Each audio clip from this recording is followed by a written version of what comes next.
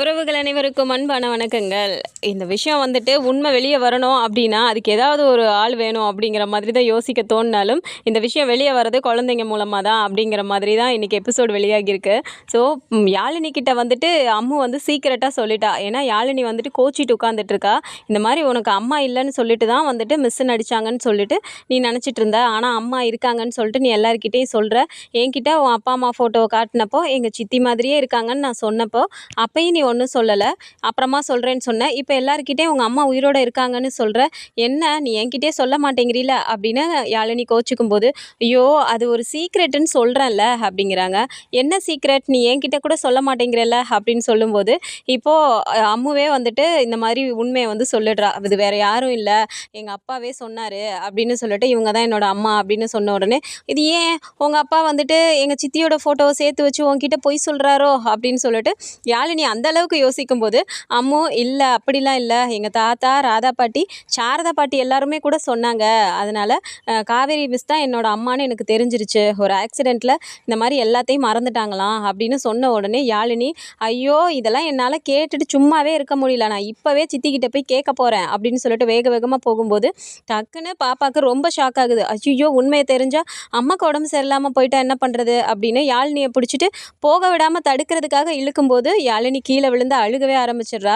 இதை பார்த்து காவேரி ஓடி வந்துட்டு, என்னடா கீழே விழுந்துட்டியா, என்னாச்சு, சண்டை போட்டுக்கிட்டீங்களா அப்படின்னு கேட்கும்போது அம்மா அமைதியாகவே நிற்கிறதுனால இப்போ காவேரியா, நீ அமைதியாக நிற்கிறதுலே தெரியுது, நீ தான் தள்ளிவிட்டியா அப்படிங்கிறாங்க. இல்லை மிஸ், நான் சும்மா தான் பண்ணேன், அவளாக தான் கீழே விழுந்துட்டா அப்படின்னு சொல்லும்போது, நீங்கள் 2 பேரும் எவ்வளோ குட் கேர்ள்ஸ், நல்ல குட் ஃப்ரெண்ட்ஸ் தானே, இப்படியா பண்ணுவீங்க, சமத்தா விளையாடணும்ல, பார்த்து விளையாடணுமே அப்படின்னு சொல்லிடுறாங்க. ஆனால் இந்த கோவம் மனசுக்குள்ளாரே இருக்குது யாழினிக்கு. பாப்பாவை பார்த்துட்டு பேசவே மாட்டேங்கிறா. அப்போ போயிட்டு அம்முவே போய் சொல்கிறா, இங்கே பாரு யாழினி, என்கிட்ட பேச மாட்டியா, இந்த விஷயத்த போய் அம்மா கிட்ட கேட்டா அம்மாவுக்கு உடம்பு சரியில்லாமல் போயிடுமா, ஏன் உடம்பு சரியில்லாமல் போயிட்டு உயிரே போனாலும் அம்மா செத்து போயிட்டாலும் போயிடுவாங்கன்னு சொல்லிட்டு டாக்டரே சொல்லியிருக்காங்களாம். அதனால தான் நானே அம்மா கிட்ட பேசாமல் இருக்கேன், நீயும் போய் சொல்லாத அப்படின்னு சொன்னோன்னே, ஐயோ செத்து போயிடுவாங்களா அப்படின்னு யாழினி யோசிச்சுட்டு, சரி நான் சொல்ல மாட்டேன் அப்படின்னு சொல்கிறாங்க. அப்படின்னா ப்ராமிஸ் பண்ணு அப்படின்னு சொன்ன உடனே ப்ராமிஸ் பண்ணிட்டு இருக்க டைமில் தான் காவேரியும் அங்கேருந்து வந்து பார்த்துட்டு, என்ன இவ்வளோ நேரம் சண்டை போட்டுட்டு இருந்தீங்க, இப்போது சத்தியம்லாம் வாங்கிட்டு இருக்கீங்க, எதுக்கு இந்த ப்ராமிஸ் அப்படின்னு சொல்லும்போது யாழினி சொல்கிறதுக்காக அது வந்து சித்தி அப்படிங்கும்போது அம்மு டக்குன்னு, அது ஒன்றும் இல்லை மிஸ் அப்படின்னோடனே இப்போ காவேரியே சொல்கிறாங்க, ஓ இனிமேல் சண்டை போட மாட்டேன்னு சொல்லி ப்ராமிஸ் பண்ணிக்கிட்டீங்களா அப்படின்னோடனே, ஆமாம் ஆமாம் அப்படின்னு சொல்லிட்டு அங்கேருந்து சமாளிச்சிடுறாங்க. ஸோ ஸ்கூல் விட்டு வரும்போதுமே பார்த்தா அம்மு வந்துட்டு யாழினிக்காக வெயிட் பண்ணி பாய் சொல்லணும்னு சொல்லிட்டு விஜய் கிட்ட சொல்லி நின்றுட்டுருக்காங்க. ஸோ வந்த உடனே பாய் சொல்லிட்டு சரி வா கிளம்பலாம் அப்படின்னு சொல்லிட்டு இங்கேருந்து கிளம்ப போகிறாங்க. அப்போ காவேரி விஜய் முகத்தையே பார்த்துட்டு இருக்காங்க, ஏதாவது பேசுவாரா அப்படிங்கிற மாதிரி. ஆனால் இந்த இடத்துல விஜய் வந்து கம்ப்ளீட்டாக காவேரி அவாய்ட் பண்ணுற மாதிரி அப்படி ஒரு மாதிரி ரியாக்ட் பண்ணுறாரு. ஏன்னா நம்ம என்ன தான் பேசினாலும் நம்ம போட்ட முயற்சி எல்லாம் வீணாக போயிடுச்சு, இதுக்கு மேலே போய் நம்ம எதுக்கு பேசி பேசி வெறுப்பை சம்பாதிச்சுக்கணும் அப்படிங்கிற மாதிரி அவர் வாங்க போகலாம் அப்படின்னு சொல்லிட்டு அம்முவை கூட்டிகிட்டு கிளம்பிடுறாரு. காவேரிக்கு ஒரு மாதிரி மனசே கஷ்டமாக இருக்குது, என்ன முகத்தை பார்த்து ஒரு வார்த்தை கூட பேசாமல் போகிறாரு அப்படிங்கிற மாதிரி. இப்போ காரில் போகும்போது அம்முவே ஒரு மாதிரி உம்முன்னு வந்துட்டு இருக்கும்போது, என்னமோ அங்கே அவ்வளோ நேரம் நின்று அடிச்சிட்டு இருந்தா இப்போ உம்முன்னு வர அப்படின்றாங்க. உங்களுக்கு என்னாச்சுப்பா அப்படின்னு கேட்குறாங்க. என்னாச்சா, அப்பாவுக்கு என்ன ஒன்றும் இல்லையே அப்படிங்கிறாரு. ஆமாம் அம்மாவே உங்ககிட்ட பேசணும்னு சொல்லி வராங்க, நீங்கள் என்ன அம்மா கிட்ட பேசவே மாட்டேங்கிறீங்க, முன்னாடிலாம் அம்மா கிட்ட பேசணும்னு எவ்வளோ ஆர்வமாக வருவீங்க, இப்போ என்னப்பா அம்மாவே பேச வரணும்னு சொல்லி நினைக்கிறாங்க, நீங்கள் பேசாமல் இப்படி வரீங்க, அம்மா முகத்தை பார்க்குறதுக்கு எனக்கு எவ்வளோ கஷ்டமாக இருந்துச்சு தெரியுமா அப்படின்னும்போது, என்னடா என்ன பண்ண சொல்கிற, உன் அம்மா கிட்ட போய் இப்போ நான் என்ன பேச சொல்கிறேன், இப்போதைக்கு அவங்க காவேரி மிஸ் அவ்வளோதான், இதெல்லாம் போய் சொல்ல முடியாதுடா, அவங்க கிட்ட போய் என்னத்தை பேசுறது, அதனால தான் அப்பா அமைதியாக வந்துட்டேன் அப்படின்னு சொல்கிறாரு. ஸோ வீட்டுக்கு வந்ததுக்கப்புறமா இப்போ அம்மு வந்துட்டு நான் அம்மாவை பார்க்க போகணும் அப்படின்னு சொல்லும்போது, இவ்வளோ நேரம் அங்கே தானடா இருந்த, என்ன திடீர்னு அம்மாவை பார்க்க போகணுன்னு சொல்கிற அப்படின்றாங்க. ஆமாம்ப்பா, காவேரி மிஸ் தான் என்னோட அம்மானு தெரிஞ்சதுக்கப்புறம் இன்னும் நம்ம அவங்க வீட்டுக்கு போகவே இல்லைல்ல, அங்கே போகலாம்ப்பா, அங்கே தான் சாரதா பாட்டி பெரியம்மா சித்தி யாழினி எல்லாரும் இருக்காங்கல்ல அம்மாவோட, அங்கே போகலாம்ப்பா அப்படின்னு சொல்லிட்டு பாப்பா கேட்கும்போது சரின்னு சொல்லிட்டு விஜயும் கூட்டிகிட்டு போகிறாரு. அங்கே பார்த்த அம்முவும் விஜயும் திரும்ப வீட்டுக்கு வந்திருக்காங்க. அப்படிங்கும்போதே அப்படியே காவேரிக்கு கொஞ்சம் சந்தோஷமாக இருக்குது. பாப்பாவை தூக்கி நல்லா கொஞ்சிட்டு இருக்கும்போது விஜயை பார்க்குறாரு. ஆச்சரியமாக பார்க்கும்போது இப்போ பாப்பாவை விட்டுட்டு நான் கிளம்புறேன் அப்படின்னு சொல்லிட்டு கிளம்ப போகிறாரு. ஏன்னா பாப்பா வந்து நான் இங்கே நைட்டு இருக்கேன்ப்பா, காலையில் கூட்டிகிட்டு போங்க அப்படின்னு சொல்லும்போது இப்போ சாரதாமாவும் இருக்கட்டும் தம்பி அப்படின்னுறாங்க. சரி அப்படின்னு சொல்லிட்டு கிளம்புறதுக்காக வெளியில் வராரு. அப்போ தான் காவேரி வேகமாக வெளியே வந்துட்டு, சார் ஒரு நிமிஷம் அப்படிங்கிறாங்க. அப்போ பார்த்துட்டு சொல்லுங்கள் மிஸ் அப்படிங்கிறாங்க. என்ன சார் ஆச்சு உங்களுக்கு அப்படிங்கிறாங்க. என்ன ஆச்சா? புரியல. எனக்கு என்ன, நான் நல்லா தானே இருக்கேன் அப்படிங்கிறாரு. இல்லை சார், உங்களை புரிஞ்சுக்கவே முடியல. நீங்களா வந்து என்கிட்ட நல்லா பேசுகிறீங்க. ஒவ்வொரு நேரம் நான் பேசணும்னு வந்தால் கூட நீங்கள் பாட்டுக்கு பேசாமல் என் முகத்தை கூட பார்க்காம போகிறீங்க. எனக்கு கஷ்டமாக இருக்காதா அப்படிங்கிறாங்க. ஐயோ மிஸ், என்ன பேசிகிட்டு இருக்கீங்க? நான் உங்ககிட்ட பேசலன்னா உங்களுக்கு மனசு கஷ்டமாகுதா? எப்படி, எனக்கு புரியவே இல்லையே அப்படிங்கிறாங்க. சார் ப்ளீஸ் புரிஞ்சுக்கோங்க. அதுக்காக நல்லா பேசிகிட்டு இருக்க ஒருத்தர் திடீர்னு பேசாமல் போனால் கஷ்டமாக இருக்காதா அப்படிங்கிறாங்க. அப்படிலாம் ஒன்றும் இல்லை மிஸ், நீங்கள் ஃப்ரீயாக இருங்க. நான் எதுக்கு தேவையில்லாமல் வந்து உங்ககிட்ட பேசி உங்களை தொல்லை பண்ணிட்டு உங்ககிட்ட இருந்து நான் வெறுப்பை சம்பாதிக்கணும்? அதுக்காக தான் நானே விலகிக்கிட்டேன் அப்படின்னு சொல்லிட்டு, சரிங்க மிஸ் பார்த்துக்கோங்க, நான் கிளம்புறேன் அப்படின்னு இப்போவும் டீசெண்டாக சொல்லிட்டு கிளம்பி போயிடுறாரு. காவேரிக்கு ஒன்றுமே புரியல. என்ன இவர் இப்படியே பேசுகிறாரு, ரொம்ப பெரிய இவருன்னு நினப்பு மனசில், பேசணும்னு நம்ம நினச்சா கூட இப்படி பண்ணுறாரு அப்படிங்கிற மாதிரியே வராங்க. ஸோ சாப்பிட்டு நைட்டு தூங்கும்போது கூட பார்த்தா அம்மு வந்துட்டு மிட் நைட்டில் எழுந்து போயிட்டு காவேரி பக்கத்தில் போய் படுத்துட்டு கை காலெல்லாம் போட்டுட்டு தூங்கும்போது காவேரியை முழிச்சு பார்க்குறாங்க. யாருடா அது திடீர்னு அப்படின்னு பார்த்தா அம்முவாக இருக்கும்போது காவேரியும் ஒரு மாதிரி அக்செப்ட் பண்ணிவிட்டு ஒரு மாதிரி தட்டி கொடுத்து தூங்க வைக்கிறாங்க. இதெல்லாம் பார்க்கும்போது சாரதாம்மாக்கே ஒரு மாதிரி கண்ணெல்லாம் கலங்குது. மறுநாள் காலையில் எழுந்ததுக்கப்புறம் இப்போ ஸ்கூலுக்கு ரெடி ஆகணும் அப்படின்னு சொல்லிட்டு ரெடி ஆகிட்டு இருக்காங்க. அம்முவையும் யாழினியும் வந்துட்டு குளிக்க வச்சு அப்போ தான் வந்து கங்கா கூட்டிகிட்டு வராங்க. அப்போ வந்துட்டு இங்கே ட்ரெஸ் சேஞ்ச் பண்ணலாம் அப்படின்னு சொல்லிட்டு இங்கே ரூமுக்கு கூட்டிகிட்டு வரும்போது காவேரி குட்டி பாப்பா பார்த்துட்டு எனக்கு அப்பா இப்போ ட்ரெஸ் கொண்டு வந்துடுவாங்க ஆண்டி, நான் அதையே போட்டுக்கிறேன் அப்படிங்கிறாங்க. சரிடா, அப்பா கொண்டுட்டு வந்தோடனே யூனிஃபார்மை நீ போட்டுக்கோ, இப்போ யாழினியோட ட்ரெஸ்ஸை போட்டுக்கலாம்ல அப்படிங்கிறாங்க. யாழினியோட ட்ரெஸ்ஸையா அப்படின்னோடனே யாழினியும் பார்த்துட்டு ஆமாம் அம்மு நீ போட்டுக்கோ, அவங்க அப்பா வந்தோடனே நீ வேறு ட்ரெஸ் மாற்றிக்க அப்படின்றாங்க.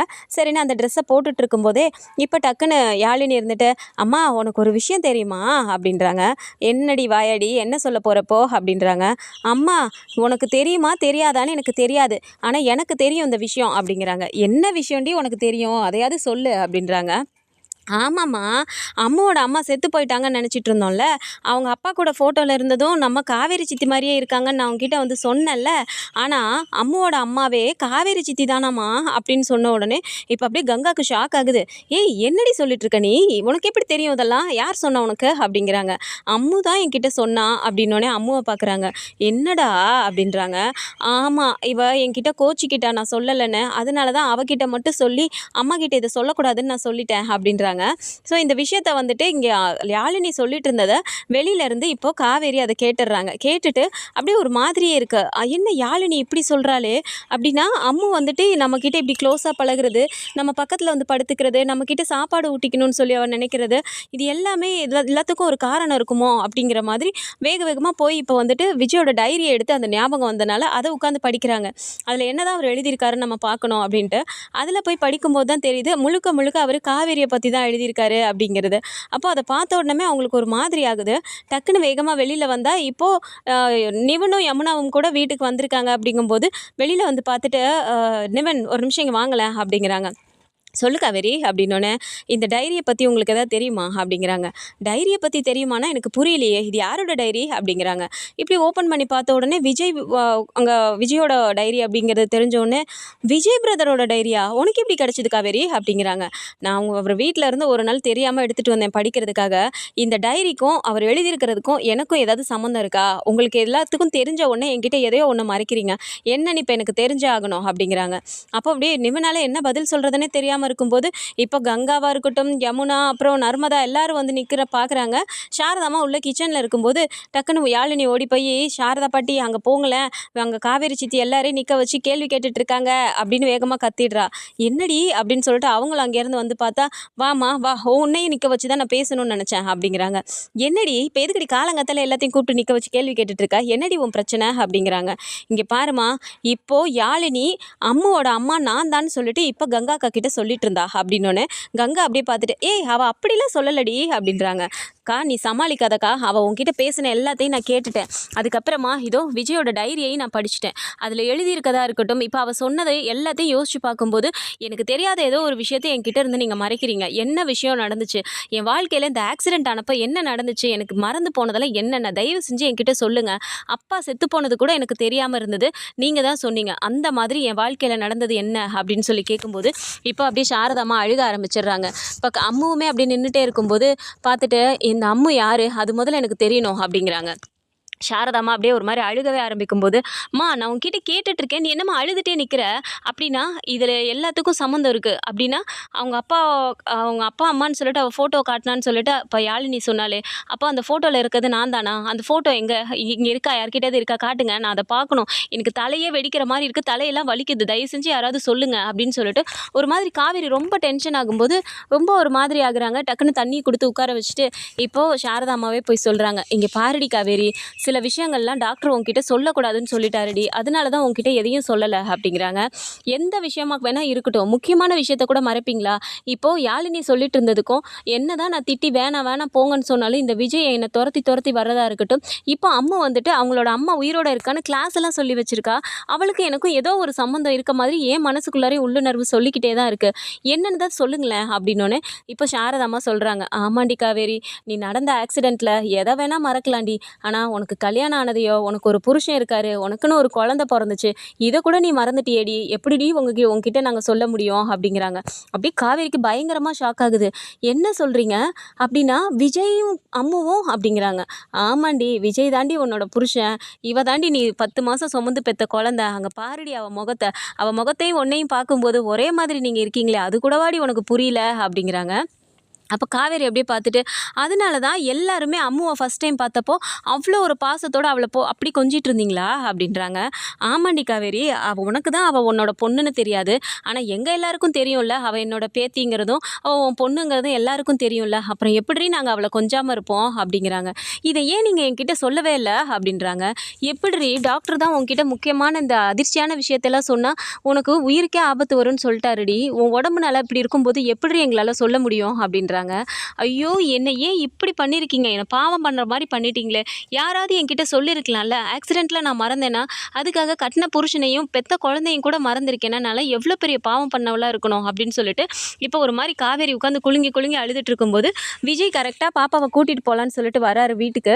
ஸோ வீட்டுக்கு வந்தோனே பார்த்தா, வீடு இப்படி கலவரமா உட்காந்துட்டு எல்லாரும் இப்படி இருக்காங்களே! காவேரி அழுதுட்டு இருக்கா அப்படிங்கிறதெல்லாம் பார்த்துட்டு, "என்னாச்சு? என்னாச்சுங்கம்மா?" அப்படிங்கிறாங்க. அப்போ அப்படியே சாரதா அம்மா பார்த்துட்டு, "தம்பி, எல்லா உண்மையும் காவேரிக்கு தெரிஞ்சிருச்சுப்பா." அப்படிங்கிறாங்க. விஜய் அப்படியே தெரிஞ்ச உடனே அப்படியே ஒரு மாரி அவருக்கு பயங்கரமா எமோஷனல் ஆகுது. கண்ணெல்லாம் கலங்குது. அப்போ காவேரி அப்படியே டக்குன்னு திரும்பி பார்த்துட்டு, "ஆ விஜய்?" அப்படிங்கிறாங்க. "என்ன காவேரி?" அப்படிங்கிறாரு. அவரும் ஒரு மாதிரியே பார்த்துட்டு, வேகமா எழுந்து போயிட்டு, "நீங்களாவது என்கிட்ட ஏதாவது சொல்லி ஞாபகப்படுத்தியிருக்கலாம்ல." அப்படிங்கிறாங்க. "எப்படி காவேரி? உன்ன என்ன சொல்லி நான் ஞாபகப்படுத்துவேன்? உனக்கு என்ன பண்ணாலும் நான் எவ்வளவோ ட்ரை பண்ணி பார்த்து நான் டயர்ட் ஆயிட்டேன். என்ன சொன்னாலும் உனக்கு அந்த ஞாபகமே வரலையே. அப்புறம் எப்படி என்னால சொல்ல முடியும் சொல்லு?" அப்படிங்கிறாங்க. "ஐயோ! விஜய், நீங்க இருக்கும்போது உங்க முன்னாடியே இன்னொரு மாப்பிள்ளைய பார்க்குறேன்னு சொல்லிட்டு, நான் பொண்ணு பார்க்க வர சொல்லி இவ்ளோ வேலையெல்லாம் பார்த்துருக்கேனே! அப்ப கூட என்கிட்ட சொல்லணும்னு நினைக்கலையா நீங்க? அதனால தான் நான் கல்யாணம் வேற யாரையும் பண்ணக்கூடாதுங்கிறதுக்காக இந்த கல்யாணத்த கலைச்சு விடணும்னு நீங்க பார்த்தீங்களா?" அப்படிங்கிறாங்க. அது என்னமோ அந்த ஒரு வாட்டி பண்ணது உண்மதான். ஆனா அடுத்த வாட்டி பண்ணதெல்லாம் நான் கிடையாது. அத்தை தான்." அப்படின்னோனே, அப்படியே காவேரி வந்து திரும்பி பார்த்துட்டு, "நெனச்சேன்ம்மா, இந்த வேலையெல்லாம் நீ தான் பண்ணியிருப்பன்னு. இது தெரியாம நான் விஜயவே போய் திட்டிட்டு வந்துட்டேன்." அப்படின்னு சொல்லி பேசிட்டு இருக்கும்போது, இப்போ அம்மு வந்து அப்படியே ஒரு ஓரமாவே நின்னுட்டு இருக்கும்போது, சாரதாம்மா டக்குன்னு பார்த்துட்டு, "அம்மு, என்னடா அங்கேயே நின்னுட்டுருக்க?" அப்படின்னோனே, டக்குன்னு இப்படி காவேரி திரும்பி பார்த்துட்டு, "அம்மு" அப்படின்னு சொல்லிட்டு ஒரு மாரி கூப்பிட்டுட்டு கண்ணெல்லாம் கலங்குது. அப்போ அப்படியே பார்த்துட்டு அம்மு அப்படியே நின்னுட்டே இருக்கும்போது, "என்னடா, நான் அம்மா தப்பு பண்ணிட்டேன்டா, சாரிடா, அம்மாக்கு அந்த ஞாபகமே இல்லடா." அப்படிங்கிறாங்க. அப்போ பாப்பா வந்து உம்முன்னே நின்னுட்டு இருக்கும்போது, "விஜய், என்ன அம்மு என்கிட்ட பேசவே மாட்டேங்கிறா?" அப்படின்னோனே, "அம்மு என்னடா, அம்மாக்கு தான் எல்லா விஷயமும் தெரிஞ்சிருச்சே, பேசுடா." அப்படிங்கிறாங்க. அம்முக்கு வார்த்தையே வரமாட்டேங்குது. ஃபர்ஸ்ட் டைம் அம்மான்னு கூப்பிடுறதுக்கு ஒரு மாரி ரொம்பவுமே எமோஷனல் ஆகி கண்ணெல்லாம் கலங்கி ஊத்துறா தண்ணியா. "என்னடா அம்மு, பேசுடா, அம்மான்னு கூப்பிடுறா." அப்படின்னு சொல்லிட்டு ஒரு மாரி காவேரி அழுதுட்டே இருக்காங்க. டக்குன்னு அம்மு வந்துட்டு, "அம்மா" அப்படின்னு சொல்லி கூப்பிட்ட உடனே காவேரிக்கு அப்படி ஒரு எமோஷனல் ஆகுது. டக்குன்னு தூக்கி பிடிச்சிட்டு அப்படி கொஞ்சுறாங்க. ஸோ இந்த வாண்டுங்க மூலமா தான் உண்மை வந்து ரிவீல் ஆக போகுது அப்படின்ட்டு இந்த மாதிரியான கதைக்களம் வந்தால் நல்லாயிருக்கும்னு நினச்சிங்கன்னா மறக்காமல் நம்மளோட சேனலை சப்ஸ்கிரைப் பண்ணிக்கோங்க. அண்ட் வீடியோ பிடிச்சிருக்கு அப்படின்னா சின்னதாக லைக்கை மட்டும் கொடுத்துருங்க. தேங்க்ஸ் ஃபார் வாட்சிங்.